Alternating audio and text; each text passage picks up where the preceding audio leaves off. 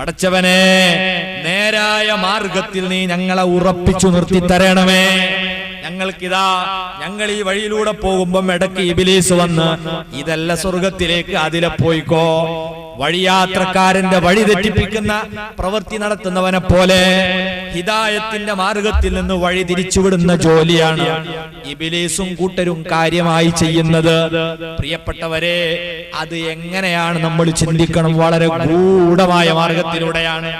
ഇടത്തോട്ട് തിരിഞ്ഞും വലത്തോട്ട് തിരിഞ്ഞും മുന്നിലേക്ക് നോക്കിയാലും പിന്നിലേക്ക് നോക്കിയാലും നമ്മളെ കച്ചവടത്തിന്റെ രൂപത്തിലും നമ്മുടെ ഭക്ഷണത്തിന്റെ രൂപത്തിലും കല്യാണത്തിന്റെ രൂപത്തിലും പൊതുയോഗത്തിന്റെ രൂപത്തിലും സമ്മേളനത്തിന്റെ രൂപത്തിലും പള്ളിയുടെ രൂപത്തിലും പന്തലിന്റെ രൂപത്തിലും ഒക്കെ പിശാച് നമ്മുടെ മുമ്പിലേക്ക് ഹിദായത്തിന്റെ മാർഗത്തിൽ നിന്ന് നമ്മളെ വ്യതിചലിപ്പിക്കാനുള്ള പ്രവർത്തനവുമായി രംഗത്ത് വരും.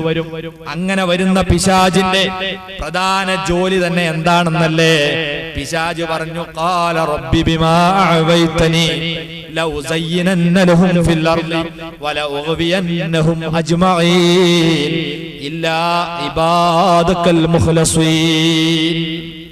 പടച്ചവനെ, നീ എന്നെ പഴപ്പിച്ച കാരണം കൊണ്ട് സത്യമായും ഞാൻ ഇവരെ പഴപ്പിക്കുക തന്നെ ചെയ്യും എന്ന് പ്രതിജ്ഞയെടുത്ത് സത്യം ചെയ്ത് ശപഥം ചെയ്തു വന്ന പിശാച് അന്നു മുതൽക്ക് നമുക്കിടയിൽ ഛിദ്രത ഉണ്ടാക്കാനും സന്മാർഗത്തിന്റെ വഴിയിൽ നിന്ന് നമ്മളെ തെറ്റിക്കാനുള്ള ശ്രമം നടത്തും. അപ്പൊ അള്ളാഹു നമുക്ക് നേരത്തെ തന്നെ വിവരം തന്നു, സന്മാർഗത്ത് നിങ്ങൾ തെറ്റിപ്പോകരുത്. നിങ്ങൾ അള്ളാഹിനോട് നിരന്തരം പ്രാർത്ഥിച്ചുകൊണ്ടിരിക്കണം, ഇഹ്ദിനസ് സിറാത്തുൽ മുസ്തഖീം. പടച്ചവനെ, നേരായ വഴിയിലേക്ക് നീ ഞങ്ങൾക്ക് വഴി കാണിച്ചു തരണേ, അല്ലെങ്കിൽ ഉറപ്പിച്ചു നിർത്തി തരണേ എന്ന് പ്രാർത്ഥിക്കണം. അത് പ്രാർത്ഥിച്ചു നിർത്തിയാലും പോരാ, നേരായ വഴി ഏതാണെന്ന് നിങ്ങൾക്ക് ബോധ്യം ഉണ്ടാവണം. നമുക്കറിയാതെ ഞങ്ങളെ നീ നേരായ വഴിയിലേക്ക് ആക്കണേ എന്നല്ല, നേരായ വഴി ഏതാണെന്ന് നിങ്ങൾക്ക് ബോധ്യമുള്ളതോടൊപ്പം അതിൽ ഉറപ്പിച്ചു നിർത്താനാണ് നിങ്ങൾ അല്ലാഹുവോട് പറയേണ്ടത്. അതാണ് അടുത്ത സൂക്തത്തിലായി അല്ലാഹു പറയുന്നത്. അതെ, സിറാത്തുൽ മുസ്തഖീമിലേക്ക്, നേരായ വഴിയിലേക്ക് നീ ഞങ്ങളെ ഉറപ്പിച്ചു നിർത്തി തരണമെന്ന് പറഞ്ഞ ഉടനെ തന്നെ അള്ളാഹു നമ്മളോട് പറയുന്നു, ഏതാണ് നേരായ വഴി നിനക്ക് ബോധ്യം വേണം. സിറാത്തുല്ലദീന അൻഅംത അലൈഹിം, പടച്ചവനെ നീ അനുഗ്രഹം ചെയ്ത മഹാന്മാരുടെ മാർഗമാണത്. അല്ലാഹ് അനുഗ്രഹിച്ച ആളുകളുടെ മാർഗമാണ്. അഥവാ നമ്മളെ പൂർവസൂരികളായ സ്വാലിഹീങ്ങളുടെ സച്ചരിതരുടെ വഴിയാണ്. ആ വഴിയിൽ നീ ഞങ്ങളെ ഉറപ്പിച്ചു നിർത്തണമേ. ഇങ്ങനെ ഒരു പാരമ്പര്യ മാർഗം നമ്മുടെ മുമ്പിൽ അല്ലാഹു തെളിയിച്ചു തന്നിട്ടുണ്ട്. ആ മാർഗം ഏതാണ്? മറ്റു ചില ആയത്തുകളിലൂടെ പിന്നെയും അല്ലാഹു വ്യക്തമാക്കുന്നു. ومن يطع الله والرسول فاولئك مع الذين انعم الله عليهم من النبيين والصديقين والشهداء والصالحين. ആരെങ്കിലും പരിശുദ്ധ ഖുർആനിനെയും നബിചര്യയെയും പിന്തുടരുന്നുണ്ടെങ്കിൽ, അള്ളാഹിനെയും റസൂലിനെയും അംഗീകരിക്കുന്നുണ്ടെങ്കിൽ എന്ന് പറഞ്ഞാൽ ഖുർആനും സുന്നത്തും സ്വീകരിക്കുന്നുണ്ടെങ്കിൽ അവരെ എവിടെ കാണണം? ആരുടെ കൂടെ അവരുണ്ടാവണം? നേർക്ക് നേരെ ഞാൻ ഖുർആൻ സ്വീകരിക്കുന്നു, നേർക്ക് നേരെ ഞാൻ ഹദീസ് സ്വീകരിക്കുന്നു എന്ന് പറയലല്ല. അവരുണ്ടാകേണ്ടത് ഫൗലായിക മഅല്ലദീന അൻഅമല്ലാഹ്, അല്ലാഹ് അനുഗ്രഹിച്ചവരെ കൂടെ ആയിരിക്കണം അവരുണ്ടാകേണ്ടത്. അതാരൊക്കെയാണ്? മിനൻ നബിയീന, പ്രവാചകന്മാരാണ്. വസ്സുദ്ദീഖീന, സുദ്ദീഖുൽ അക്ബർ തങ്ങളെ പോലുള്ള സുദ്ദീഖീങ്ങളാണ്. വസ്സുഹദായി, ശഹീദാക്കന്മാരാണ്. വസ്സാലിഹീൻ, സച്ചരിതരായ നല്ല മനുഷ്യരാണ്. ഇവരുടെ പാരമ്പര്യ മാർഗത്തിലാകുമ്പോഴാണ് നമ്മൾ ഖുർആന്റെ വഴിയിലാകുന്നത്, ഹദീസിന്റെ വഴിയിലാകുന്നത്. ആ വഴിയിൽ നിന്ന് ആളുകളെ തെറ്റിക്കാനാണ് പിശാച് ശ്രമിക്കുന്നത്. പരമാവധി പിശാചിന്റെ പ്രധാനപ്പെട്ട ആദർശം എന്താണ്? പിശാച് എന്ത് കാരണം കൊണ്ടാണോ പിഴച്ചത്, അതേ കാരണം കൊണ്ട് നമ്മളെ പിഴപ്പിക്കുക എന്നുള്ളതാണ് പിശാചിന്റെ അജണ്ട. എന്താ ഈ ശൈത്താൻ ചെയ്ത തെറ്റ്, ഇബ്ലീസ് ചെയ്ത തെറ്റ്? ഫറോവ പറഞ്ഞു, അന റബ്ബുക്കുമുൽ അഅല, ഞാനാണ് ഏറ്റവും വലിയ റബ്ബ്. എന്നാൽ ഇബ്ലീസ് പറഞ്ഞിട്ടുണ്ടോ ഞാനൊരു കുട്ടിപ്പടച്ചവനാണെന്നെങ്കിലും? ഇല്ല. ഞാൻ ദൈവമാണെന്ന് ഇബ്ലീസ് വാദിച്ചിട്ടില്ല. നോക്കൂ നിങ്ങൾ, അബൂജഹലും സംഘവും പറഞ്ഞു അല്ലാഹുവിന്റെ കൂടെ വേറെയും ദൈവങ്ങളുണ്ട്. ഇബ്ലീസ് ആ വാദവും ഉന്നയിച്ചിട്ടില്ല. നിരീശ്വരവാദികൾ പറഞ്ഞു ദൈവം തന്നെയില്ല. ആ വാദവും ഇബ്ലീസിനില്ല. അള്ളാഹുവിന്റെ വിഷയത്തിൽ ഇബ്ലീസിന് തർക്കമില്ല. പിന്നെ എന്താണ് അള്ളാഹ് ഇബ്ലീസിനെ പറ്റി ആരോപിച്ചത്?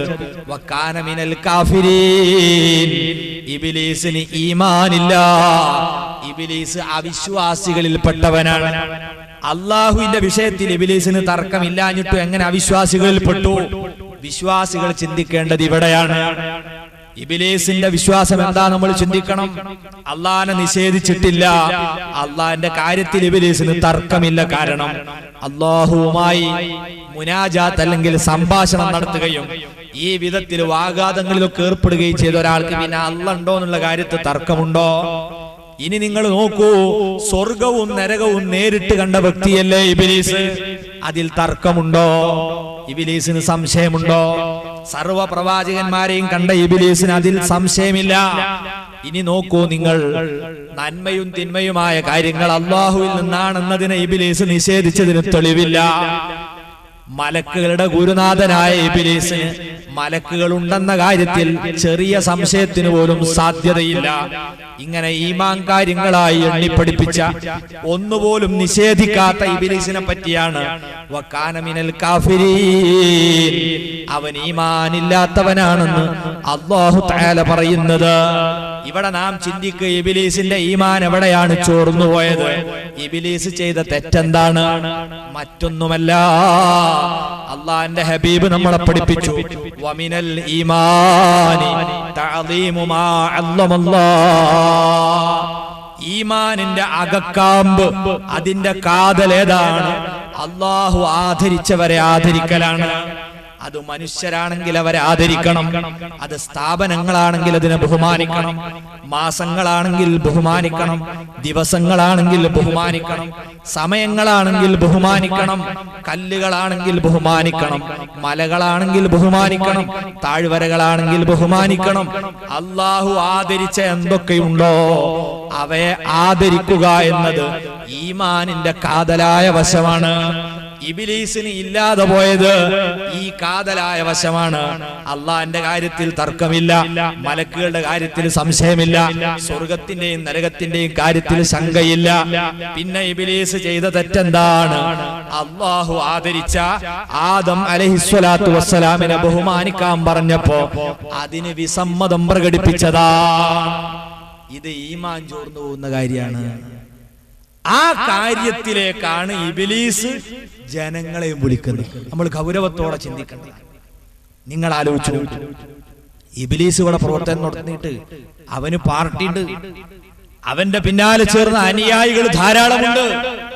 അവരെ തിരിച്ചറിയാൻ എന്റെ പ്രിയപ്പെട്ട സാധാരണക്കാരെ, ഇബ്ലീസിന്റെ കൈമുതൽ എന്താണെന്ന് നമ്മൾ ഇപ്പൊ മനസ്സിലാക്കി. അള്ളാഹു ആദരിച്ചതിനെ ആദരിക്കലാണ്.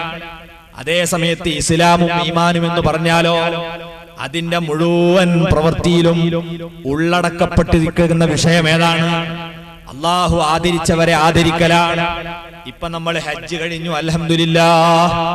എന്തായിരുന്നു ഹജ്ജിന്റെ മുഴുവൻ പ്രവൃത്തിയിലും അള്ളാഹു ഉൾപ്പെടുത്തിയത്? അള്ളാഹു പരിശുദ്ധ ഖുർആനിൽ നമ്മളോട് പറഞ്ഞു, വലില്ലാഹി അലന്നാസി ഹജ്ജുൽ ബൈത്തി മൻ ഇസ്തതാഅ ഇലൈഹി സബീലാ. ശാരീരിക സാമ്പത്തിക യാത്രാശേഷിയുള്ളവർ കഅബത്തിങ്കൽ വന്ന് ഹജ്ജ് ചെയ്യണം എന്ന് അള്ളാഹു പറഞ്ഞു. ആർക്ക് വേണ്ടി? അള്ളാഹ്ക്ക് വേണ്ടി. എന്നിട്ട് അവിടെ കൊണ്ടുപോയ അവന്റെ അടിമകളോട് അള്ളാഹു ചെയ്യിപ്പിക്കുന്ന ഓരോ പണി നിങ്ങളൊന്ന് പരിശോധിച്ചു നോക്കൂ. ആദ്യം തന്നെ നമ്മൾ ചെന്നാൽ വിശുദ്ധ കഅബ ആലയത്തെ ഒരു ബിൽഡിംഗ് ആണത്. അതിനെ വലയം വെക്കുകയാണ്. അത് ദൈവമല്ല, അള്ളാഹു അല്ല, അള്ളാഹു അവിടെ അവതരിച്ചിട്ടുമില്ല. അങ്ങനെ ആരെങ്കിലും വിശ്വസിച്ചാൽ അവന് ഇസ്ലാമിൽ മെമ്പർഷിപ്പുമില്ല. പിന്നെ എന്തിനാ നമ്മൾ ആ ബിൽഡിങ്ങിനെ വലയം വെക്കുന്നത്? ആ പ്രവൃത്തിയാവട്ടെ അള്ളാഹുവിനുള്ള ഇബാദത്തുമാണ്. ആ ബിൽഡിങ്ങിന്റെ സൗന്ദര്യം കൊണ്ടാണോ? അല്ല.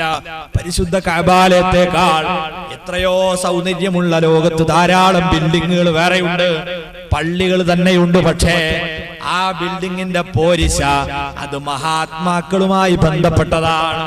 അല്ലാഹുവിന്റെ ഖുർആൻ തന്നെ പറയുന്നു, ഇന്ന അവ്വല ബൈത്തിൻ വുദിഅ ലിന്നാസി ലല്ലദീ ബിബക്കത്ത മുബാറകൻ വഹുദൽ ലിൽ ആലമീൻ.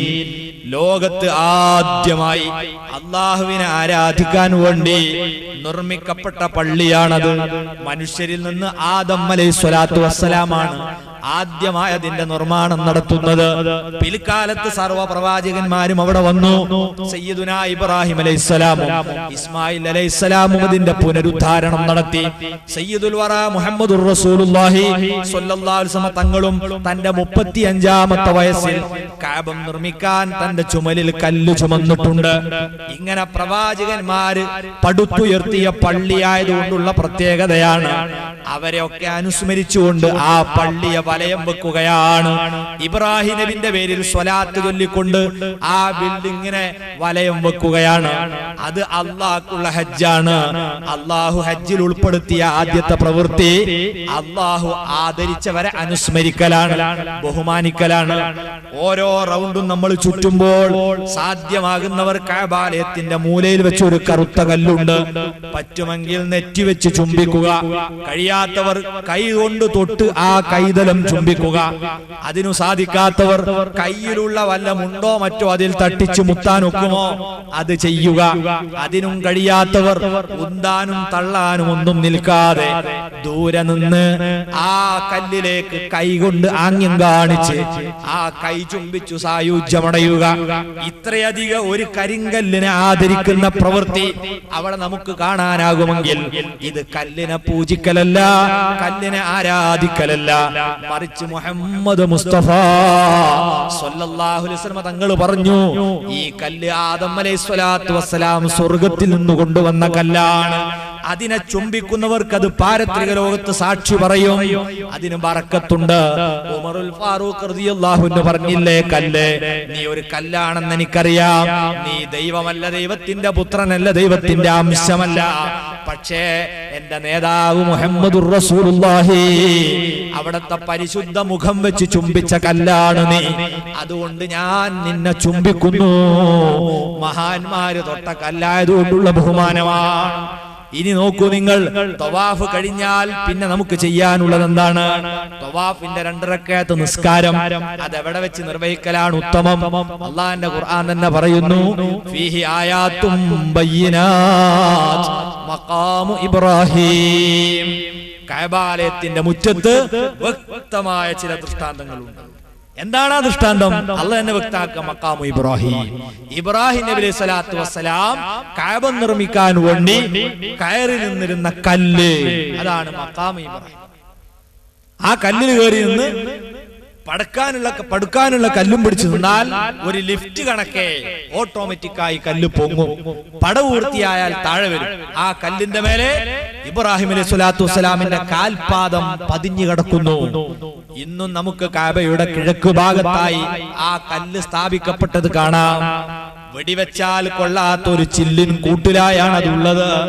അല്ലാഹു ഈ കല്ലിനെ സംബന്ധിച്ചു പറയുന്നു, വത്തഖിദൂ മിൻ മഖാമി ഇബ്രാഹിമ മുസല്ലാ. ഇബ്രാഹിം നബി അലൈഹി സ്വലാത്തു വസ്സലാം നിന്ന കല്ല് നിൽക്കുന്ന സമീപം നിങ്ങൾ പ്രത്യേകം നിസ്കാരത്തിന് തിരഞ്ഞെടുക്കുക. ഇബ്രാഹിം നബി കയറി നിന്ന കല്ലിന്റെ തൊട്ടു പിന്നിൽ നിന്ന് നിസ്കരിക്കുമ്പോ ഇത് ഇബ്രാഹിം നബി ആരാധിക്കലാണെന്ന് തോന്നിപ്പോകുമോ? ഈമാനുള്ളവൻ അങ്ങനെയല്ല തോന്നുക. ഇബ്രാഹിം നബി നബിയാണ്. ആ നബിയെ ആരാധിക്കുകയല്ല, ആദരിക്കുകയും അനുസ്മരിക്കുകയുമാണ്. ഇത് തിരിച്ചറിയാത്ത ആളുകൾക്കാണ് തൗഹീദിൽ അപകടം സംഭവിച്ചിട്ടുള്ളത്. മഹത്തുക്കളെ ബഹുമാനിക്കലാണ് ഇസ്ലാം. ഇനി നോക്കൂ നിങ്ങൾ, ഹജ്ജിന്റെ മറ്റൊരു കർമ്മം സഫാ മർവക്കിടയിലുള്ള ഓട്ടമാണ്. എന്താണ് അതിന്റെ പിന്നിലുള്ളത്? ഒരു മലയിൽ നിന്ന് ഓടി മറ്റേ മലയിലേക്ക് ചെല്ലുന്നു, അവിടെ നിന്ന് ഇങ്ങോട്ടും വരുന്നു, 7 തവണ തലങ്ങും വിലങ്ങും ഓടുന്നു. ഇതിന്റെ പിന്നിലുള്ളത് 5000ഓളം വർഷങ്ങൾക്ക് മുമ്പ് സയ്യിദുനാ ഇബ്രാഹിം അലൈഹി സ്വലാത്തു വസ്സലാം തന്റെ പ്രിയപ്പെട്ട പുത്രൻ ഇസ്മായിൽ അലൈഹിസ്സലാം കുട്ടിയായ സമയത്ത് അവിടെ കൊണ്ട് പാർപ്പിക്കുന്നു. വേറെ മനുഷ്യരില്ല, ഭക്ഷണം തീർന്നു, വെള്ളവും തീർന്നു.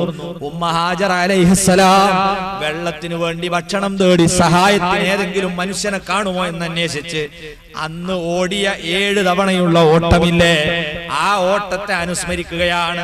ഇത് പരിപാടി ഏതാ? അള്ളാഹ്ക്കുള്ള ഹജ്ജാണ്, നമ്മൾ മറക്കരുത്. അള്ളാഹ് പറയുന്നു, ഇന്ന സ്വഫാ വൽ മർവത മിൻ ശആഇരില്ലാഹ്. സ്വഫയും മർവയും അള്ളാഹുവിന്റെ ദീനിന്റെ അടയാളങ്ങളാണ്. ഫമൻ ഹജ്ജൽ ബൈത അവ ഇഅ്തമർ ഫലാ ജുനാഹ അലൈഹി അൻ യതവഫ ബിഹിമാ. ആരെങ്കിലും ഹജ്ജിനും ഉംറക്കും വന്നാൽ അവര് ഇവിടെ സഅയ് ചെയ്തോളണം.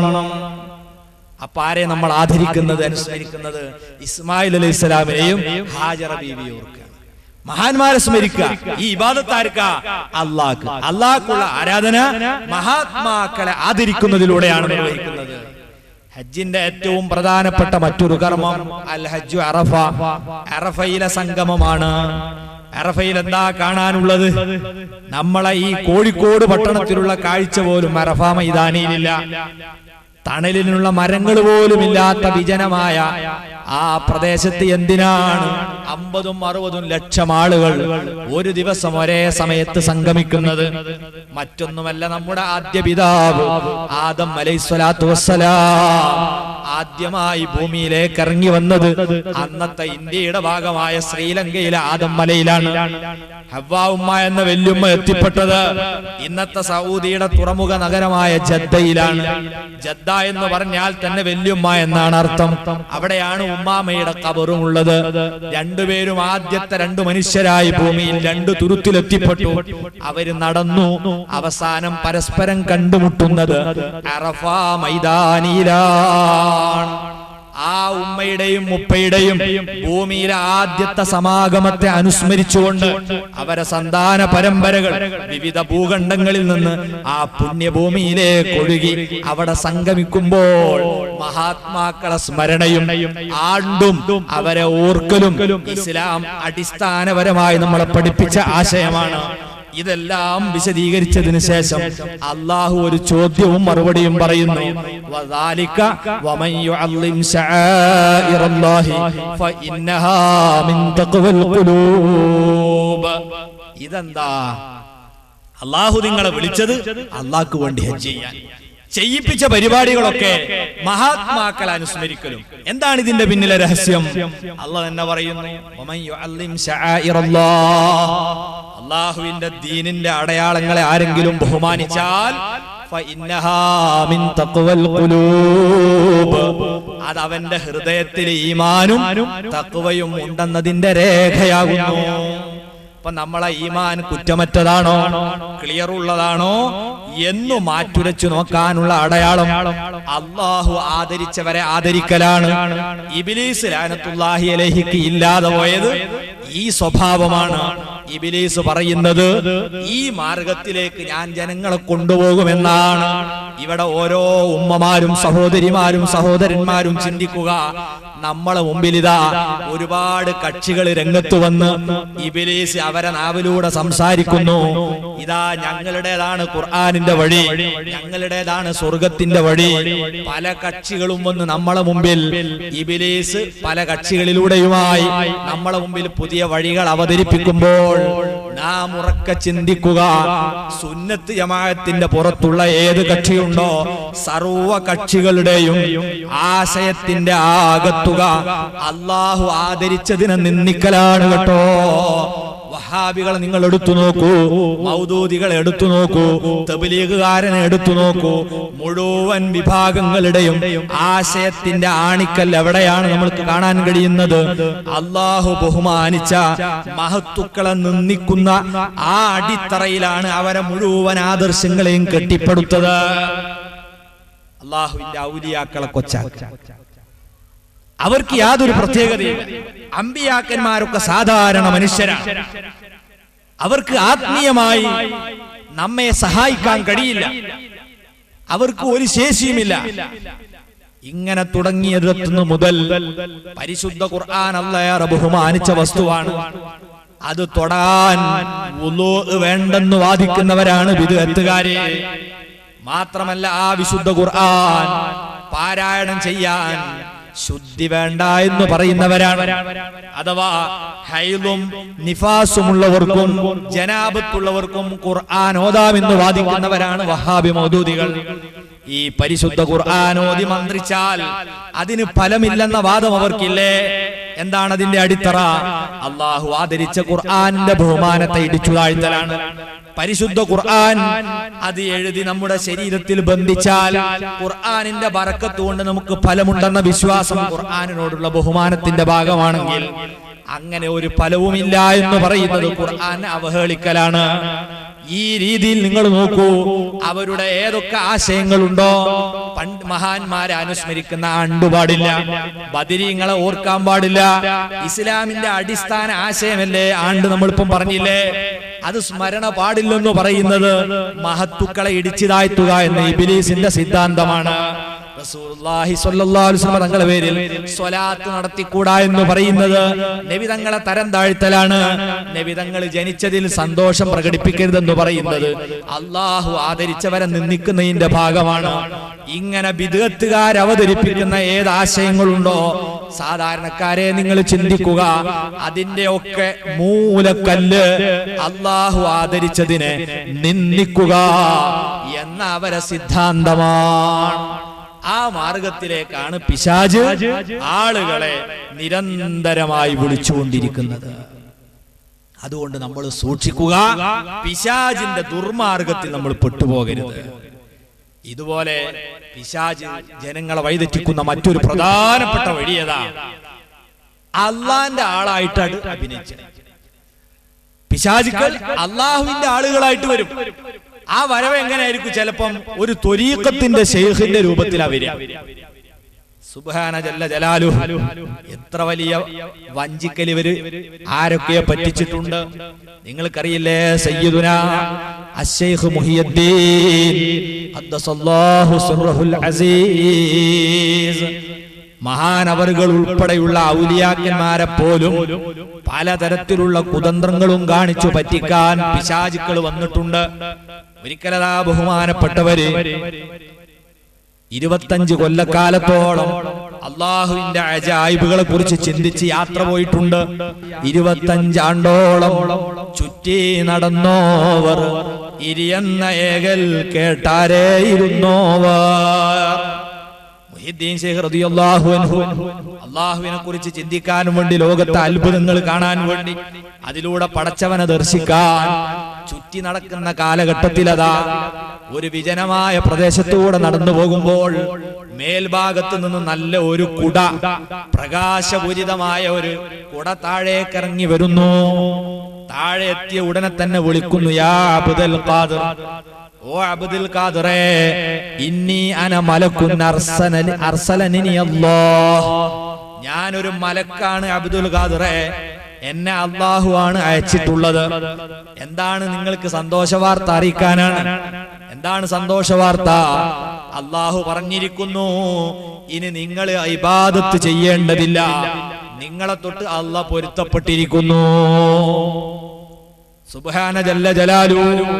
മുഹ്യിദ്ദീൻ ശൈഖ് റളിയല്ലാഹു അൻഹു വിവരമുള്ള ത്വരീഖത്തുകാരനാണ്. കാരണം അള്ളാഹു ഖുർആനിൽ പറഞ്ഞത് എന്താണ്? ഫഅബ്ദു റബ്ബക ഹത്താ യഅതിയകൽ യഖീൻ.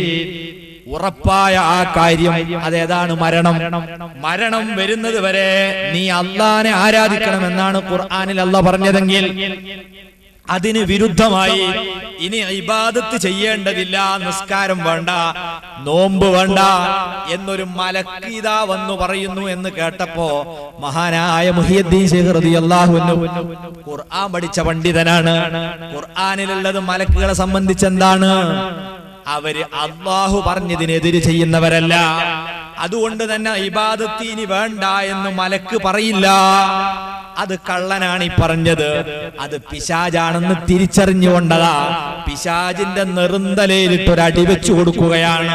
ഇതാണ് ഇബ്ലീസ്. അവരെ ചതിപ്പാനായി ചെന്നാരെ ഇബ്ലീസ് ചാച്ചിക്കിടത്തിച്ചു വിട്ടോവർ.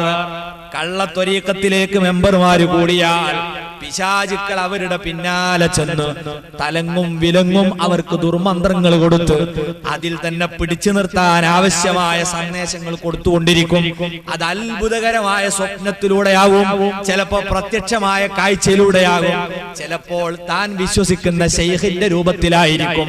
ഇന്ന് നമ്മൾ കാണുന്ന പല കള്ളത്തൊരീക്കത്തുകാരെയും മുമ്പിൽ പിശാച് അവരെ ശൈഖിന്റെ രൂപത്തിലാണ് വന്നുകൊണ്ടിരിക്കുന്നത്. നഊദു ബില്ലാഹ്.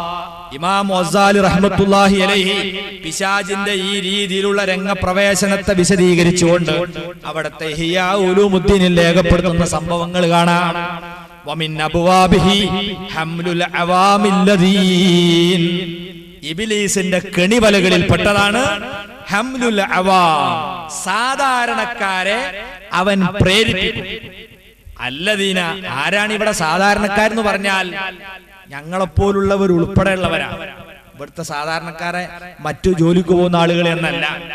അല്ലദീന ലം യുമാരിസുൽ ഇൽമ വലം യതബഹറൂ ഫീഹി, പരിശുദ്ധമായ ഇസ്ലാമിന്റെ വിജ്ഞാന ശാഖകളിലെല്ലാം വ്യുൽപ്പത്തി നേടുകയോ അതോടൊപ്പം തന്നെ കടൽ സമാനമായ അറിവ് സ്വായത്തമാക്കുകയോ ചെയ്യാത്ത സാധാരണക്കാർ. അങ്ങനെ ചിന്തിക്കുമ്പോ ഇന്നത്തെ കാലഘട്ടത്തിൽ മഹാഭൂരിപക്ഷവും സാധാരണക്കാരാണ്. കടൽ സമാനമായ അറിവ്, ഈ രീതിയിലുള്ള വിവരമില്ലാത്തവർ അവരെ ഇബ്ലീസ് പ്രേരിപ്പിക്കും. എന്തിനു വേണ്ടി? അല തഫക്കുരി ഫീ ദാത്തില്ലാഹി വസിഫാത്തിഹി, അല്ലാഹുവിന്റെ സത്തയെ സംബന്ധിച്ചും അല്ലാഹുവിന്റെ വിശേഷണങ്ങളെ സംബന്ധിച്ചും ചിന്തിക്കാൻ.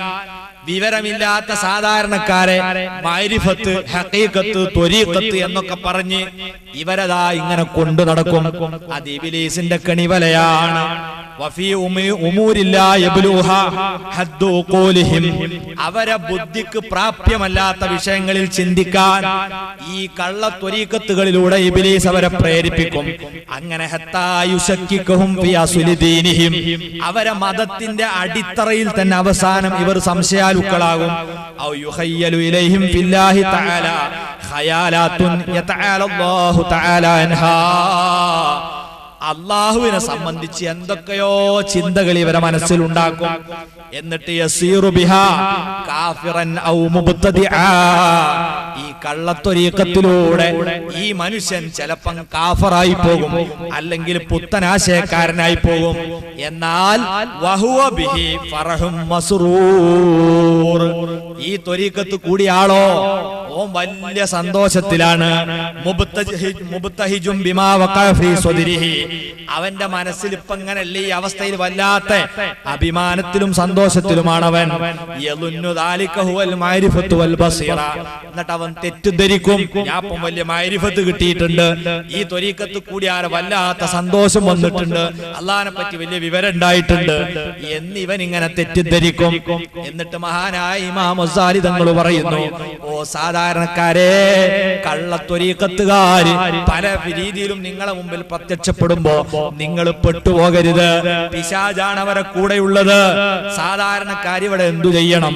വഇന്നമാ ഹഖ്ഖുൽ അവാം, സാധാരണക്കാരുടെ ബാധ്യത അയ്യുമിനു, അവർ ഈമാൻ കാര്യങ്ങളിൽ വിശ്വസിക്കുക, വയുസ്ലിമു, അങ്ങനെ അവർ മുസ്ലിമാകുക, വയസ്തഖിലു ബിഇബാദത്തിഹിം, അവരെ ആരാധനപരമായ കാര്യങ്ങളുമായി അവർ ജോലിയാകുക, വമആയിശിഹിം, അവരെ ജീവിതോപാധികളുമായി അവർ ബന്ധപ്പെടുക. ഇതാണ് സാധാരണക്കാര് ചെയ്യേണ്ടത്. നിങ്ങൾ നിങ്ങളെ ജോലി ചെയ്യുക, നിങ്ങൾ നിങ്ങളുടെ ഇബാദത്ത് ചെയ്യുക, ഈമാൻകാരും ഇസ്ലാംകാരും ഒക്കെ മുറുകെ പിടിക്കുക. വയത്തുറുക്കുൽ ഇൽമ ലിൽ ഉലമാ, നിങ്ങൾ ഈ ത്വരീഖത്തിന്റെ വിവരം, അറിവ്, അത് അതിനെക്കുറിച്ച് അറിവുള്ള ആഴത്തിൽ പഠിച്ച പണ്ഡിതന്മാർക്ക് വിടുക. ഒരിക്കലും നിങ്ങൾ ആ ഇൽമിന്റെ പിന്നാലെ പോയി ത്വരീഖത്ത് പഠിച്ച ആളാണെന്ന് പറയരുത്.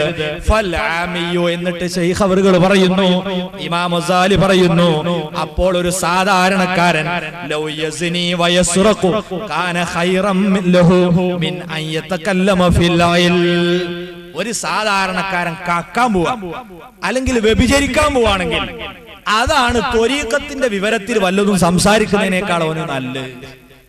ഇമാമറുകൾ പറയുന്നു. എന്നിട്ട് മഹാൻ പറയുകയാണ്, കാരണം എന്താണ്? ഫഇന്നഹു മൻ തകല്ലമ ഫില്ലാഹി വഫീ ദീനിഹി, കാരണം ആരെങ്കിലും അല്ലാഹുവിന്റെ വിഷയത്തിലും അവന്റെ ദീനിന്റെ കാര്യത്തിലും സംസാരിച്ചാൽ മിൻ ഗൈരി ഇത്ഖാനിൽ ഇൽമി, ദൃഢമായ അറിവില്ലാതെ ഊഹാപോഹം വെച്ച് ഏതോ ശൈഖ് പറഞ്ഞ വ്യാഖ്യാനങ്ങളും പിടിച്ച് ദീനിന്റെയും പടച്ചോന്റെയും കാര്യത്തിൽ ആരെങ്കിലും വർത്താനം പറയാൻ ഇറങ്ങിയാൽ വഖഅ ഫിൽ കുഫ്രി, അവൻ കുഫറിൽ ചെന്ന് വീണുപോകും. വ്യഭിചരിച്ചാ കാഫറായി കൊള്ളണമെന്നില്ല, കട്ടാൽ കാഫറായി കൊള്ളണമെന്നില്ല. അത് വലിയ തെറ്റാണ്. എന്നാൽ അതിനേക്കാളും വലിയ തെറ്റ് സാധാരണക്കാരൻ ത്വരീഖത്തിന്റെ വിവരമുണ്ടെന്ന് പറഞ്ഞ് അതിൽ സംസാരിക്കാൻ ഇറങ്ങലാണ്. എന്നിട്ട് അവസാനം മഹാൻ പറയുന്നു,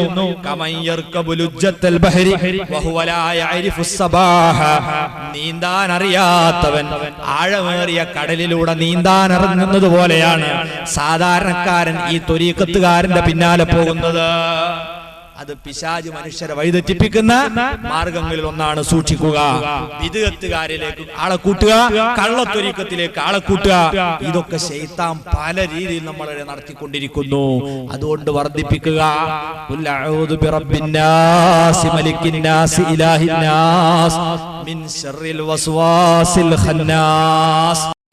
അല്ലാഹു നമ്മളെ കാക്കും. അതിനുള്ള ദിക്റും മന്ത്രുമാണ്. ഇനി നോക്കൂ നിങ്ങൾ, പിശാച് പല രീതിയിലും ഇനി നമ്മളെ കെണിവലകളിൽ ഉൾപ്പെടുത്തും. ഇനി പിശാച് മനുഷ്യരെ തെറ്റിക്കാൻ ഉപയോഗപ്പെടുത്തുന്ന വളരെ പ്രധാനപ്പെട്ട ഒരു ഉപകരണം അത് സ്ത്രീകളാണ്. സ്ത്രീയെ ഉപയോഗിച്ചുകൊണ്ട് പിശാച് വല്ലാതെ കളിക്കും. അല്ലാഹുവിന്റെ ഹബീബ് അവിടുത്തെ അവസാനത്തെ പ്രസംഗത്തിൽ പോലും സൂചിപ്പിച്ചതാണ്, ഈ ഉമ്മത്തിന്റെ പരീക്ഷണം ബലാ മുഴുവനും അത് സ്ത്രീകളിലായിരിക്കും. അവരെ വെച്ചുകൊണ്ട് പിശാച് വല്ലാതെ കളിക്കും. അതുകൊണ്ട് നബി തങ്ങൾ പറഞ്ഞു, ലാ യഖ്ലുവന്ന റജുലുൻ ബിംറഅ, ഒരു പുരുഷനും ഒരു പെണ്ണിന്റെ കൂടെ ഒറ്റക്കൊരു സ്ഥലത്ത് നിന്ന് പോകരുത്. ഒറ്റക്കൊരു അന്യ പെണ്ണിനെയുമായി യാത്ര പോകരുത്. ഒരു അന്യ പെണ്ണിന്റെ കൂടെ ഒരു റൂമിൽ താമസിക്കരുത്. അത് ജോലിയുടെ പേരിലാണെങ്കിലും അല്ലാത്ത പേരിലാണെങ്കിലും ഒരാണും പെണ്ണും അന്യര് ഒരുമിച്ച് കൂടി ഒറ്റക്ക് നിന്നുപോയാൽ ഇല്ലാ കാന സാലിസുഹുമ ശൈത്താൻ, അവരിൽ മൂന്നാമനായി പിശാച് പ്രത്യക്ഷപ്പെടും. അങ്ങനെ പിശാചി രണ്ടുപേരുടെയും മനസ്സിൽ കയറിക്കൂടി പ്രശ്നമുണ്ടാക്കും. അത് ദുരന്തത്തിലേക്ക് എത്തിക്കും. ഇതുപോലെ ധാരാളം ഹദീസ് കാണാം. ജാബിർ റളിയല്ലാഹു അൻഹു പറയുന്നു, റസൂലുള്ളാഹി പഠിപ്പിച്ചു, ലാ തലിജു അലൽ മുഗൈബാത്ത്. ഭർത്താക്കന്മാര് വിദേശത്ത് പോയ ഭാര്യമാര് നിങ്ങളുടെ നാട്ടിലുണ്ടാകും, അയൽപക്കങ്ങളിൽ ഉണ്ടാകും. അവരെ വീട്ടിലേക്ക് നിങ്ങൾ കയറി ചെല്ലരുത് ചെറുപ്പക്കാരെ.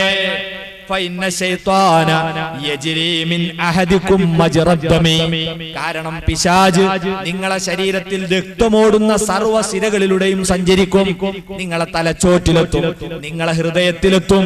അവൻ നിങ്ങളെ വേണ്ടാവൃത്തിക്ക് പ്രേരിപ്പിക്കും. അതുകൊണ്ട് നിങ്ങൾ അന്യ പുരുഷൻ അന്യ സ്ത്രീകളുള്ള വീട്ടിലേക്ക്, ആണുങ്ങളില്ലാത്ത വീട്ടിലേക്ക് നിങ്ങൾ കയറി പോകരുത്. ഈ രീതിയിൽ നബി തങ്ങൾ താക്കീത് ചെയ്തത് എന്തുകൊണ്ടാണ്? പിശാച് പെണ്ണുങ്ങളെ ഉപയോഗിച്ച് വലിയ വമ്പന്മാരൊക്കെ തകർത്തിട്ടുണ്ട്. നമ്മളെ നാട്ടിൽ തന്നെ എത്ര മന്ത്രിമാർ രാജിച്ചു കൊണ്ടിരുന്നിട്ട് ശൈത്താന്റെ പരിപാടിയാണ്. നോക്ക് നിങ്ങളൊരു സംഭവം, മഹാനായ നബി സല്ലല്ലാഹു അലൈഹി വസല്ലം പഠിപ്പിച്ച ഒരു സംഭവം കാണാം. കാന റാഹിബും ഫീ ബനി ഇസ്രായീല. ബനു ഇസ്രായേൽ സമൂഹത്തിൽ ഒരു പണ്ഡിതൻ ഉണ്ടായിരുന്നു, പുരോഹിതൻ. ഫഅമിദ ശൈത്താൻ, പിശാച് എന്ത് ചിന്തിച്ചു? ഇയാളൊന്ന് വഴിതെറ്റിപ്പിക്കണം, പണ്ഡിതനെ ഒന്ന് വഴിതെറ്റിപ്പിക്കണം. പഠിച്ച പണി പലതും പിശാച് എടുത്തു നോക്കി, പക്ഷേ പണ്ഡിതനെ വഴിതെറ്റിപ്പിക്കാൻ കഴിഞ്ഞില്ല. അവസാനം ഇയാൾ ചെയ്തതെന്താ? ഫഅമിദ ശൈത്വാനു ഇലാ ജാരിയത്തിൻ ഫഖനഖഹാ. ഒരു യുവതിയുടെ ശരീരത്തിലേക്ക് പിശാച് അങ്ങ് കയറി. അങ്ങനെ അവളെ ശരീരത്തിൽ കയറിയിട്ട് വർത്താനം പറയാനും കുഴപ്പമുണ്ടാക്കാനും. ശൈത്താൻ കൂടും മനുഷ്യർക്കാന്നും അന്ധവിശ്വാസമല്ല. നിങ്ങൾ പറയാം, ഈ യുവതിയുടെ ശരീരത്തിൽ കയറി. എന്നിട്ടോ വഅൽഖാ ഫീ ഖുലൂബി അഹ്ലിഹാ, ഈ പെൺകുട്ടിയുടെ വീട്ടുകാരുടെ മനസ്സിൽ പിശാച് തോന്നിപ്പിച്ചു കൊടുത്തു. പിശാചിനെ കുറിച്ച് നബി തങ്ങൾ പറഞ്ഞല്ലേ, എല്ലാ രക്തമോടുന്ന സ്ഥലത്തേക്കും ഓടും. ഒരു തരത്തിലുള്ള വൈദ്യുതിയാണ്, പ്രകാശമാണ്. കുടുംബങ്ങളെ മനസ്സ് തോന്നിപ്പിച്ചു കൊടുത്തത് എന്താണ്? അന്നദവാഅഹാ ഇൻദർറാഹിബി. ഈ ശൈത്താൻ കൂടിയത് ഇറങ്ങാനുള്ള മരുന്ന് അത് ആ പണ്ഡിതന്റെ അടുത്തുണ്ട്.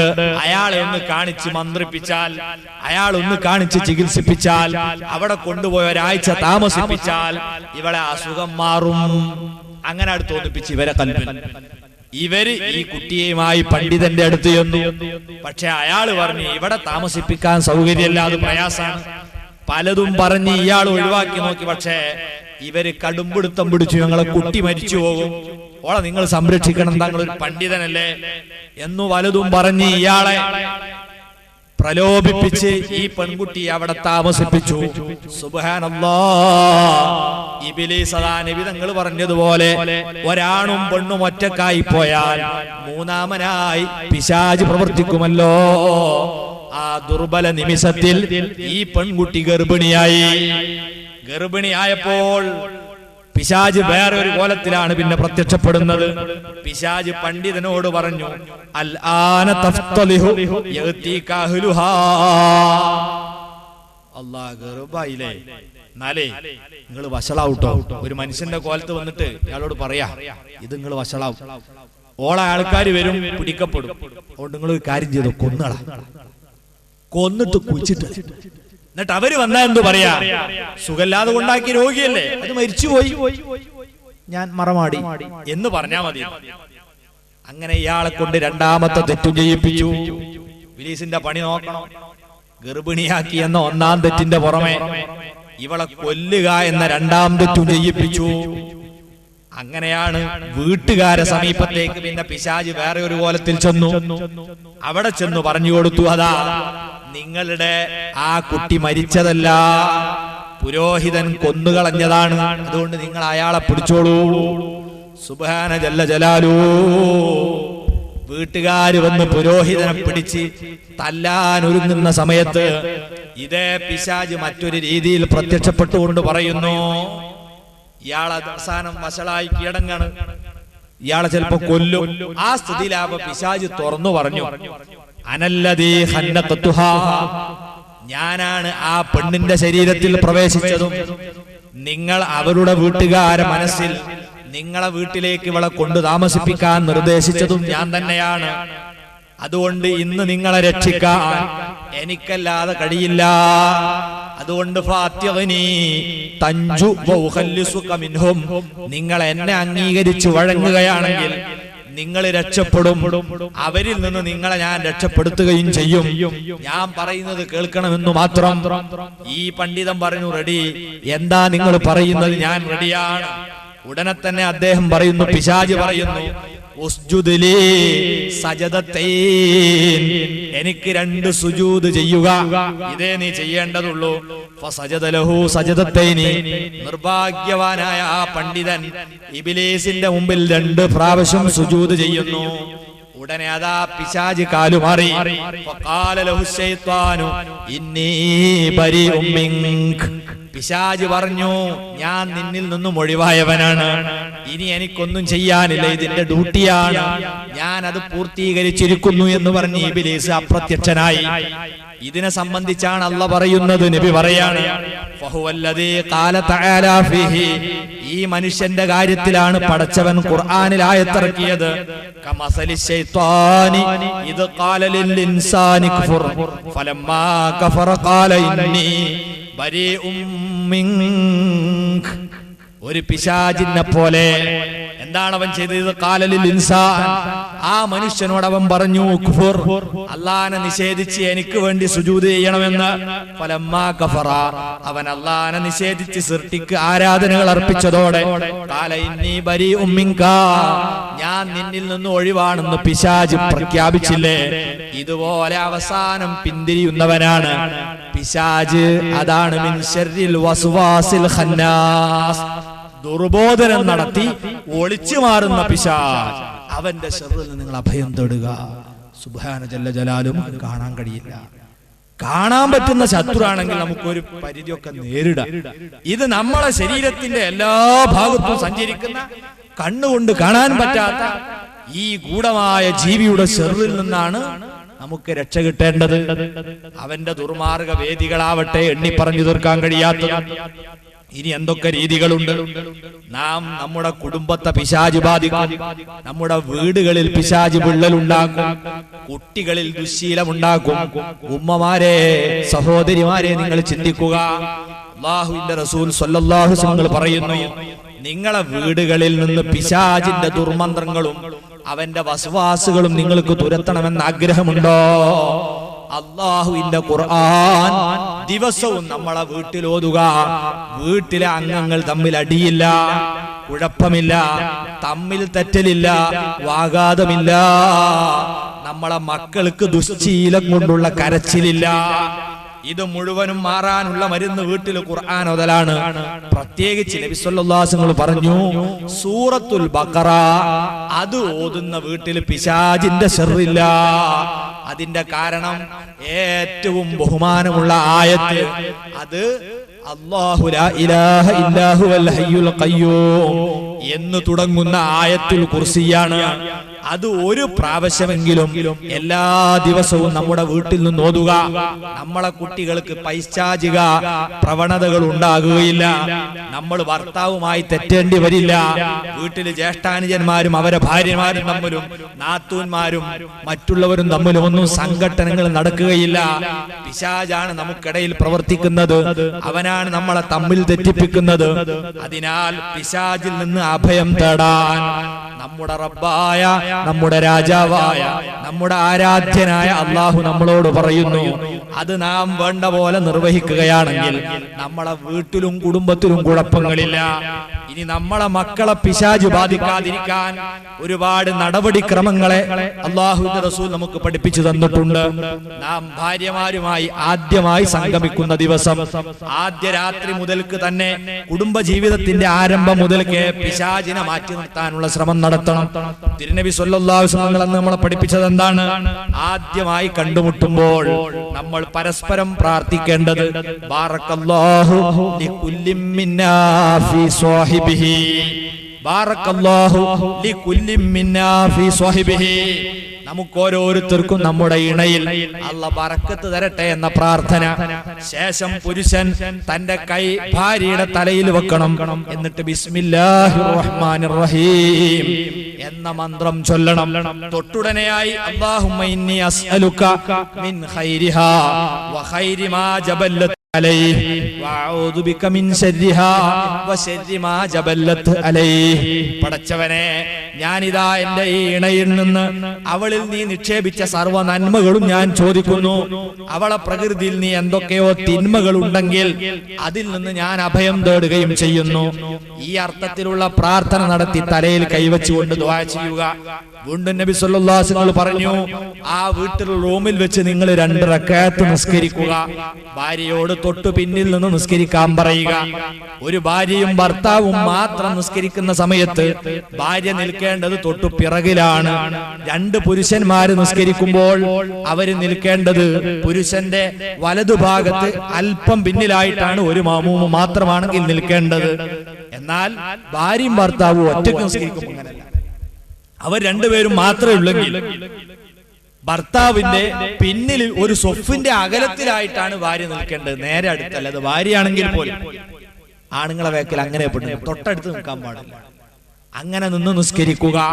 എന്നിട്ട് നബി സല്ലല്ലാഹു അലൈഹി വസല്ലം പറയുന്നു, അങ്ങനെ നിസ്കാരം കൊണ്ട് നിങ്ങളെ ജീവിതം തുടങ്ങിയാൽ ആ റൂമിൽ അല്ലാഹു ബറക്കത്ത് ചൊരിയും. ഇനി നിങ്ങൾ സന്താനോൽപാദന പ്രക്രിയയിൽ ഏർപ്പെടുകയാണെങ്കിൽ അവിടെ പിശാചിന്റെ സാന്നിധ്യം ഉണ്ടാകും. പിശാച് അതൊക്കെ പരസ്യമായി പടച്ചവനോട് പറഞ്ഞിട്ടാ വന്നിട്ടുള്ളത്. അതുകൊണ്ട് അല്ലാഹുവിന്റെ ഹബീബ് പറയുന്നു, നിങ്ങൾ ഇപ്രകാരം ചൊല്ലുക, അല്ലാഹുമ്മ ജന്നിബിനശ് ശൈത്വാന വ ജന്നിബിശ് ശൈത്വാന മാ റസഖ്തനാ. അല്ലാഹുവേ, ഞങ്ങളെയും ഞങ്ങൾക്ക് തരാൻ ഉദ്ദേശിക്കുന്ന മക്കളെയും പിശാചിന്റെ ശർറിൽ നിന്ന് നീ രക്ഷപ്പെടുത്തണമേ. ഈ പ്രാർത്ഥന മറന്നു പോകാൻ പാടില്ല. എന്നാല് നബി തങ്ങൾ പറയുന്നു, ഫൈൻ ഖുദിയ ഫീഹി ഫൈൻ ഖലല്ലാഹു ബൈനകുമാ ബിവലദിൻ ലം യദുർറഹു ശൈത്വാനു അബദാ. ആ ബന്ധത്തിൽ അല്ലാഹു നിങ്ങൾക്ക് ഒരു കുഞ്ഞിനെ കണക്കാക്കിയിട്ടുണ്ടെങ്കിൽ ഒരു കാലത്തും ആ കുട്ടിക്ക് പിശാചിന്റെ ശർറ് ഉണ്ടാവില്ല. അപസ്മാര രോഗം എന്നൊക്കെ പറഞ്ഞ എന്താണെന്ന് മനസ്സിലാക്കി. ഡോക്ടർമാര് പറയും തലച്ചോറ്റിലെ പിന്നെ എങ്ങനെ ആക്കല കൈമല ഒരു എന്താന്നാണ് പറയാൻ കഴിയൂല. അതാണ് റസൂലുള്ള പറഞ്ഞത്, ഇന്ന ശൈത്താന ലയജ്രി മിൻ ഇബ്നി ആദമ മജ്റദ് ദമി. രക്തമോടുന്ന സർവ്വ സ്ഥലത്തേക്കും പിശാച് കയറിപ്പോകും. വിസാറത്തു തഹറുക്ക് എന്ന ചലനത്തിന്റെ മന്ത്രാലയത്തിലും പിശാച് കടന്നുകൂടും. അവിടെ വെച്ചു പിശാച് നമ്മളെ കൊണ്ട് കുരങ്ങ് കളിപ്പിക്കുന്നതാണ്. അപസ്മാര സമയത്തുള്ള പല്ലുകടിയും കൈകാലിട്ടടിക്കലും മറ്റു പ്രവണതകളും ഈ രീതിയിലുള്ള ദുശ്ശീലങ്ങളും ദുശാഠ്യങ്ങളും നമ്മുടെ മക്കൾക്കില്ലാതിരിക്കാൻ ബന്ധസമയത്തു തന്നെ പിശാചിൽ നിന്ന് അഭയം തേടുക. പ്രസവിച്ച് ഭൂമിയിലേക്ക് വന്നാൽ ആദ്യമായി ദിക്റാണ് കേൾപ്പിക്കേണ്ടത്. അത് ബാങ്ക് വലത്തെ കാതിലും ഇഖാമത്ത് ഇടത്തെ കാതിലും, അതോടൊപ്പം ഖുൽ ഹുവല്ലാഹു അഹദ് റബ്ബിൽ ഫലഖ് റബ്ബിന്നാസ്, ഈ 3 സൂറത്തുകളും നമ്മളെ കുട്ടികളെ കേൾപ്പിക്കുക. അതിനു പുറമെ ഇന്നി ഉഗീദുഹാ ബിക വദുജിയതഹാ മിനശ് ശൈത്വാനിർ റജീം, സയ്യിദുനാ മറിയം ബീവി റളിയല്ലാഹു അൻഹാ തന്റെ കുഞ്ഞിന് ജന്മം നൽകിയ ഉടനെ തന്നെ പ്രാർത്ഥിച്ച പ്രാർത്ഥനയാണ്. മറിയം ബീവിയുടെ ഉമ്മ ജന്നത്ത് ബീവി മറിയം ബീവി ജനിച്ചപ്പം നടത്തിയ പ്രാർത്ഥനയാണ്. ആ രീതിയിലുള്ള പ്രാർത്ഥന നടത്തി പിശാചിൽ നിന്ന് അഭയം തേടിയിട്ട് വേണം നമ്മളെ കുട്ടികളെ പൈശാചിക ശർറിൽ നിന്ന് സംരക്ഷിക്കാൻ. അല്ലെങ്കിൽ നമ്മൾ പറഞ്ഞാൽ കേൾക്കൂല, അനുസരണക്കേട്, അനാവശ്യത്തിന് കരച്ചിൽ, മോട്ടുകാട്ടൽ, ഇതൊക്കെ സർവ്വ മക്കൾക്കും ഇന്ന് സർവ്വസാധാരണയാണ്. എന്താ കാരണം? ആരും ദിക്റില്ലൂല, അപ്പൊ ഒരു കാര്യം ഓർമ്മ ഉണ്ടാവൂല, ഒക്കെ എടുത്തുചാട്ടമാണ്. അള്ളാഹു വെറുതെ അല്ല പറഞ്ഞത്, മനുഷ്യൻ ധൃതിയാലെ പടക്കപ്പെട്ടവനാണ്. എവിടെയും വെപ്രാളമാണ്, ശീഘ്രമാണ്. അത് പാടില്ല. വളരെ നല്ല സമാധാനത്തോടുകൂടെ ആയിരിക്കണം ഏത് വേദിയിലും ഉണ്ടാകേണ്ടത്. ഈ ബന്ധം നടത്തുമ്പോഴുള്ള ദിക്ർ സഹോദരന്മാരും സഹോദരിമാരും ചിന്തിക്കുക. ഇത് മക്കൾ ഉണ്ടാകാൻ സാധ്യതയുള്ള ബന്ധത്തിന് മാത്രമല്ല ദിക്ർ ചെല്ലേണ്ടത്, ഓരോ ബന്ധത്തിലും ഇത് ആവശ്യമാണ്. എന്തിനു വേണ്ടി? ഒരാൾക്ക് തന്റെ ഇണയിലൂടെ തന്നെ ഈ വികാരത്തിന് സമ്പൂർണ്ണ സംതൃപ്തി വരണം. വേറെ ഒരാളെ ഭർത്താവിനെ കാണുമ്പോഴോ മറ്റൊരാളെ ഭാര്യയെ കാണുമ്പോഴോ തന്റെ മനസ്സിൽ ഈ താല്പര്യം ഉദിക്കാൻ പാടില്ല.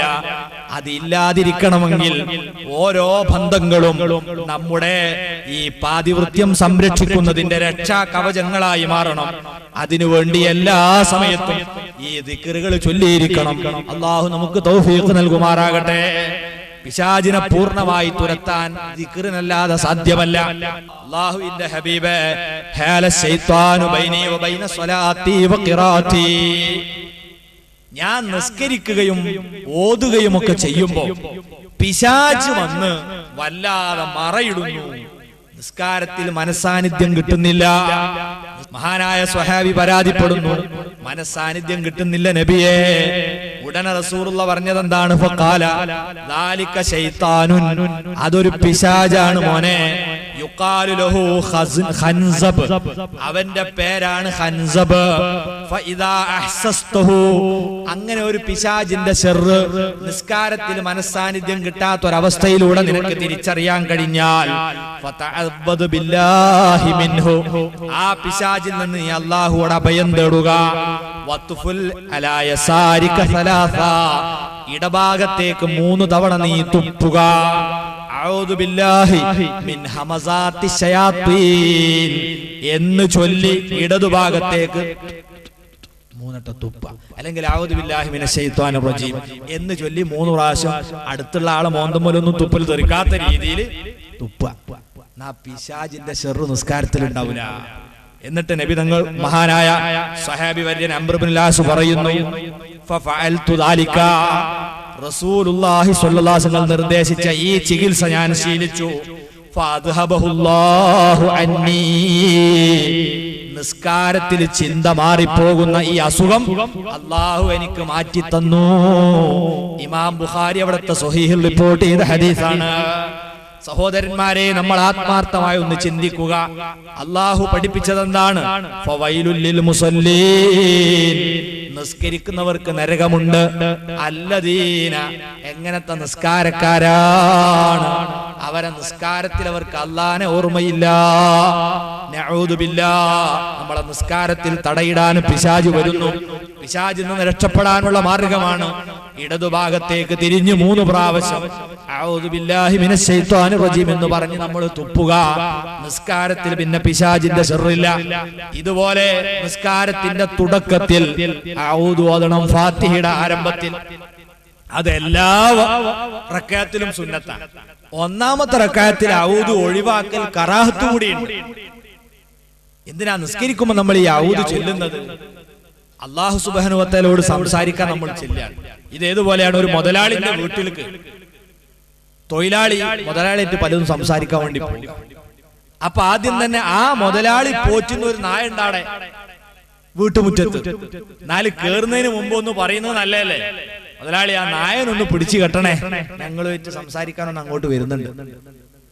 അങ്ങനെ പറഞ്ഞില്ലെങ്കിലോ ഇയാള് കേറുമ്പോ നായ ഉണ്ടാവും, കുരച്ചു ചാടും, ഇയാള് പേടിക്കും, അല്ലെ കടി കിട്ടും.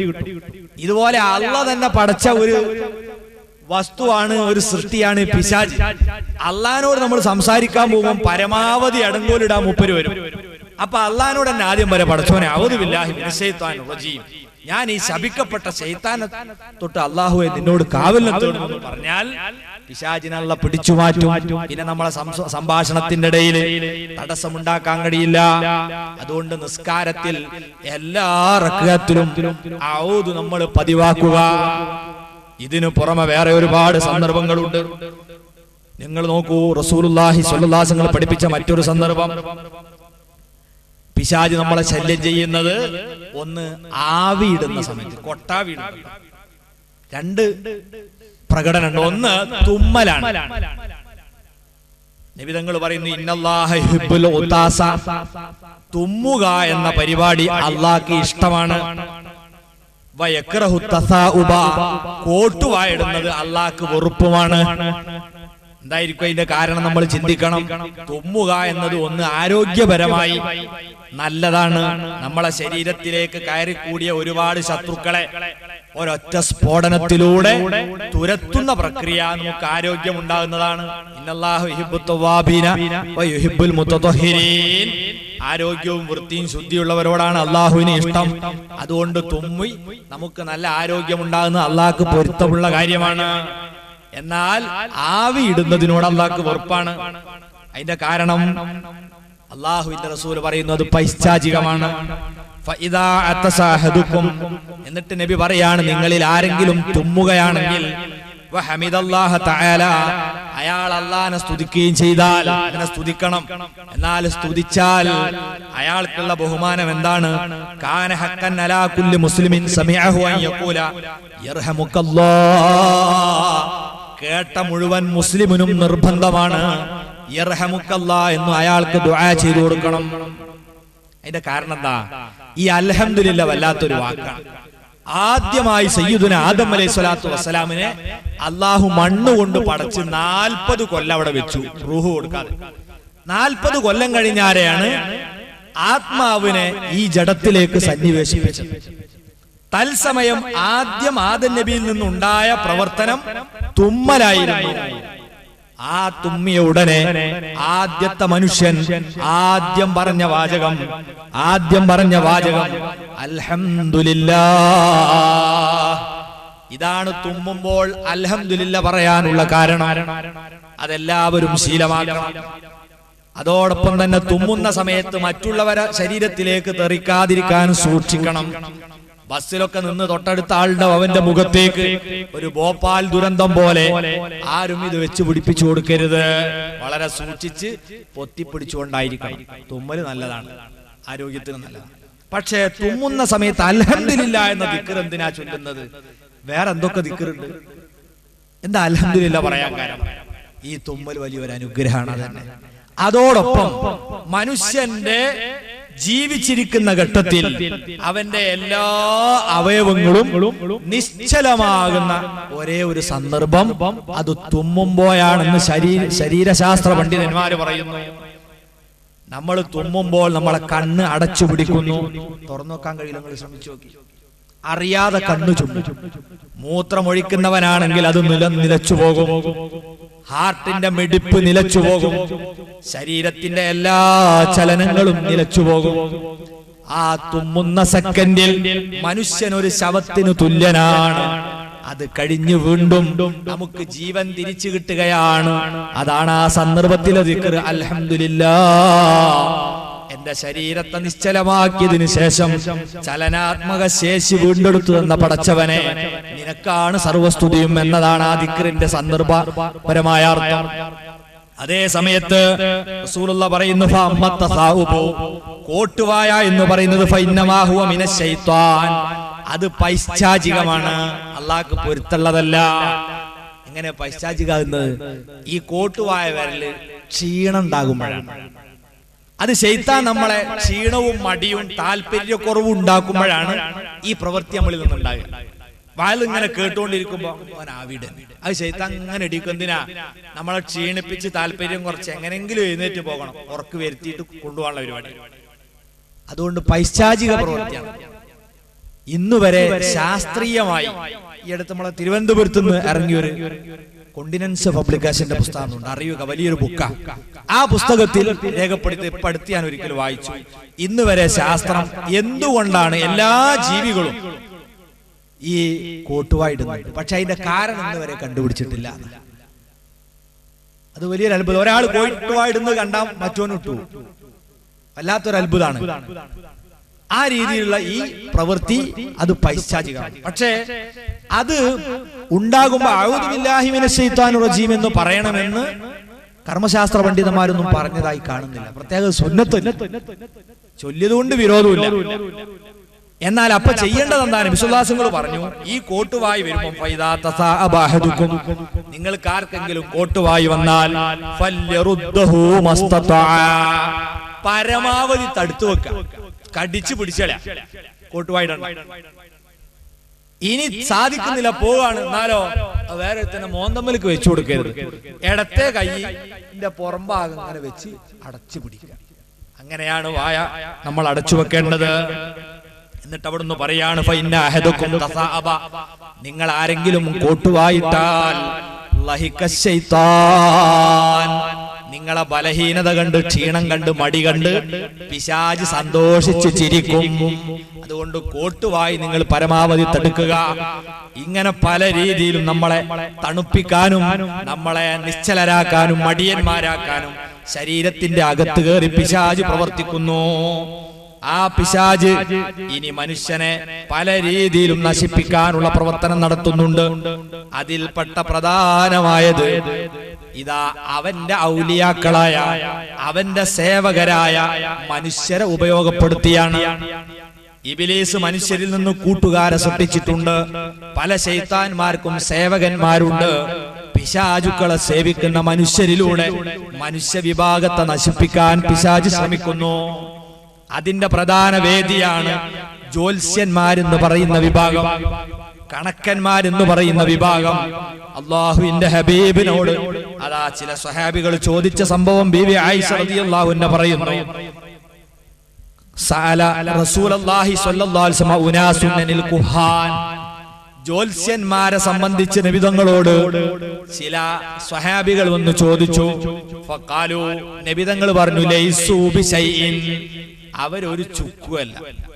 നബിന്റെ മറുപടി അതാണ്. ഈ ജ്യോത്സ്യന്മാരെന്താ ഒരു ഷറല്ലേ എന്ന് വെച്ചപ്പോ നബി പറഞ്ഞു, ഒരു ചുക്കുമല്ല.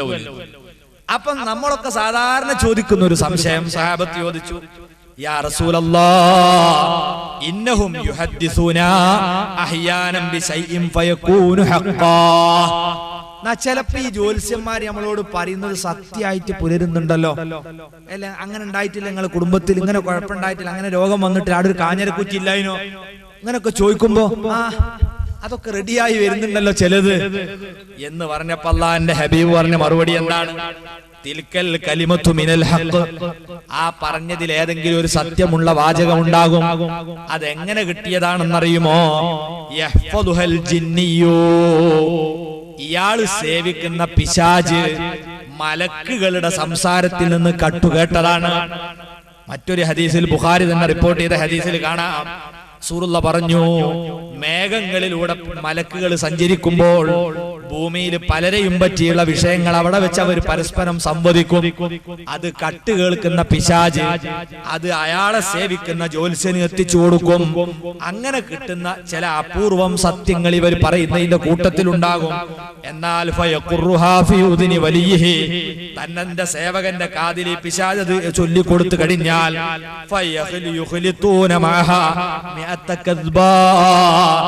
ആ ഒരു സത്യത്തോട് 100 കള്ളം കൂട്ടിച്ചേർത്തായിരിക്കും ജ്യോത്സ്യൻ ഇത് അവതരിപ്പിക്കുക. അതുകൊണ്ട് നിങ്ങൾ ജ്യോത്സ്യന്മാരെ സമീപത്ത് പോകരുത്. പിശാച് മനുഷ്യരെ വഴിതെറ്റിപ്പിക്കുന്ന ഒരു വേദിയാണത്. മാത്രമല്ല മറ്റൊരിക്കൽ ഹബീബത പറയുന്നു, മൻ അതാ അർറാഫ, ആരെങ്കിലും ഇങ്ങനെയുള്ള കണക്കന്മാരെ പോയ സാധനം ഇങ്ങനെ നോക്കിയിട്ട് പറയാ അത് ഇന്ന സ്ഥലത്തുണ്ട്. ഇങ്ങനെയൊക്കെ പറഞ്ഞു കൊടുത്ത് കണക്ക് കൂട്ടി പറയുന്നവന്റെ സമീപത്ത് പോയാൽ നബി തങ്ങൾ പറയുന്നു ലം തുഖ്ബല ലഹു സ്വലാത്തു 40 യൗമാ, 40 ദിവസത്തെ അവന്റെ നിസ്കാരം അവന് സ്വീകരിക്കപ്പെടുകയില്ല. ഇവിടെ നമ്മൾ ചിന്തിക്കണം, ആത്മീയമായ ഇസ്ലാമിന്റെ ചികിത്സയെ നിഷേധിക്കുകയല്ല. എവിടെയും നമ്മൾ നെല്ലും ബദിലും വേർതിരിച്ചു മനസ്സിലാക്കണം. പരിശുദ്ധ ഖുർആൻ കൊണ്ടുള്ള മന്ത്രവും അതനുസരിച്ചുകൊണ്ടുള്ള ചികിത്സയും പൂർവീകരായ ആളുകൾ നടപ്പിൽ വരുത്തി പാരമ്പര്യമായി നിലനിർത്തി തെളിയിച്ചതുണ്ട്. അത് അല്ലാഹുവുമായി ബന്ധപ്പെട്ട അല്ലാഹുവിന്റെ കഴിവുകളെയും മന്ത്രങ്ങളെയും കൂട്ടുപിടിച്ചുകൊണ്ടുള്ളതാണ്. ഇവിടെ പരാമർശിച്ചത് ആ രീതിയിലുള്ളതല്ല. നബി സല്ലല്ലാഹു അലൈഹി വസല്ലം തങ്ങൾ തന്നെ പിശാചിനെ ഇറക്കിയ ചികിത്സ നടത്തിയിട്ടുണ്ട്. നബി സല്ലല്ലാഹു അലൈഹി വസല്ലം അതിന് നെയ്യും പാലും ആടും ഒക്കെ സംഭാവന കൊടുത്തിട്ടുമുണ്ട്. ആ രീതിയിലുള്ള ആത്മീയ ചികിത്സകൾ പലതും നമ്മൾ ഇന്നലെ പരാമർശിക്കുകയും ചെയ്തിട്ടുണ്ട്.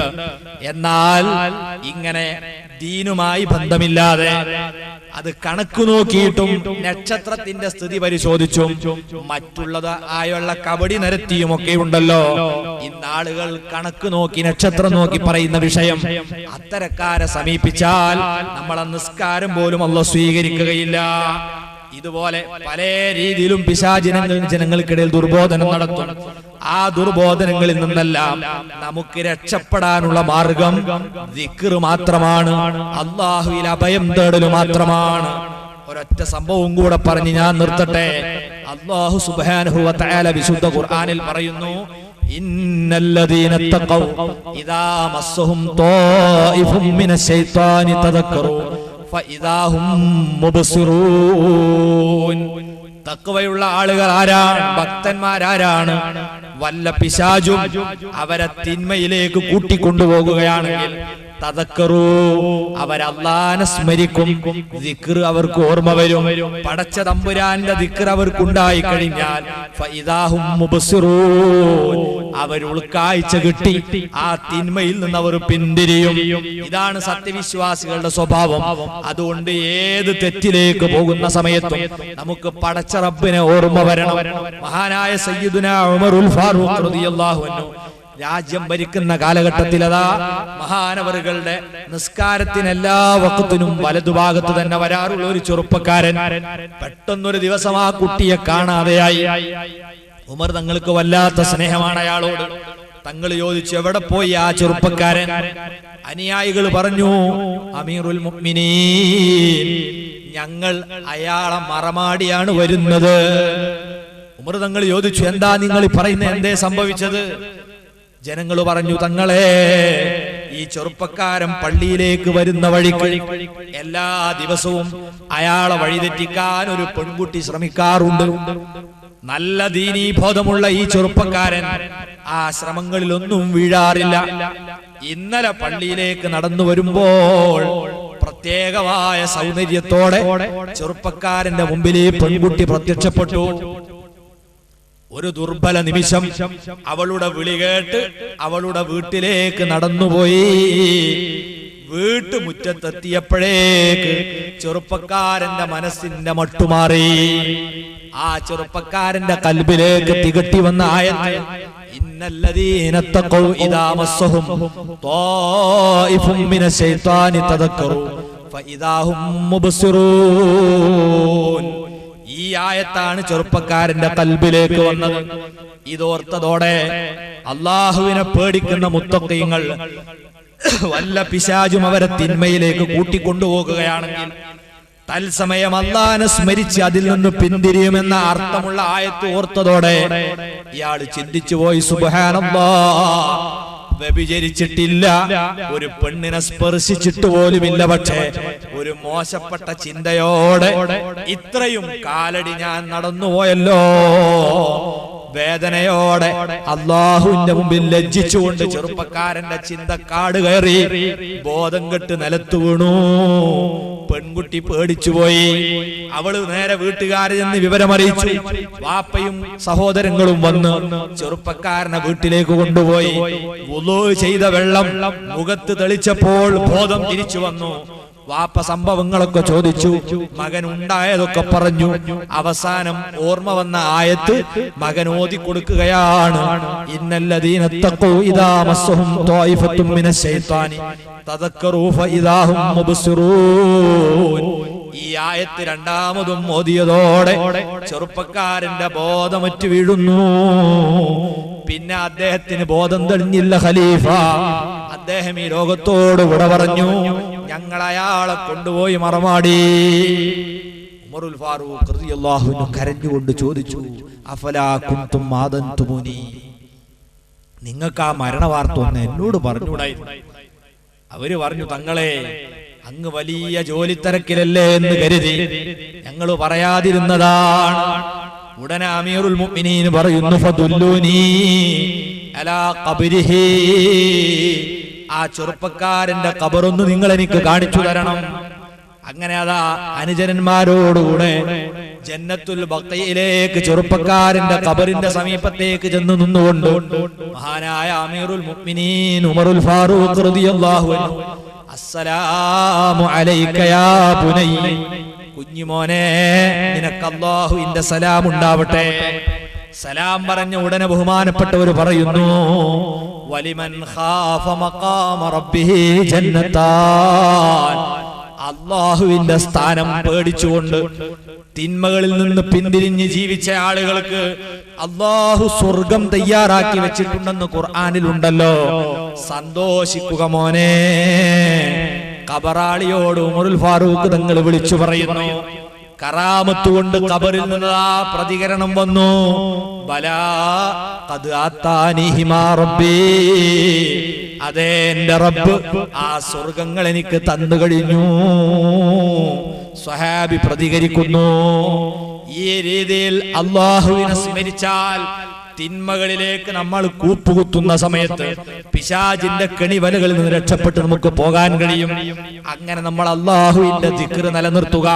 പ്രത്യേകിച്ച് റബ്ബിൽ ഫലക്കും റബ്ബിന്നാസും ദൈനംദിന ജീവിതത്തിൽ നമ്മൾ പകർത്തുക.